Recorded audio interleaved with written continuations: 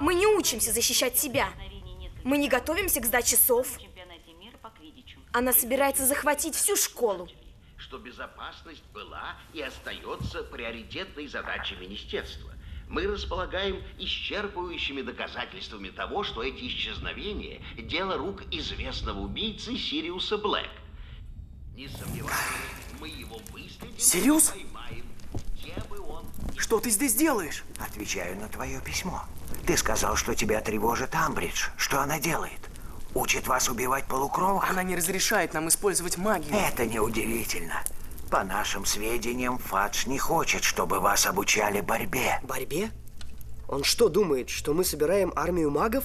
Именно так он и думает, что Дамблдор собирает армию, чтобы захватить министерство.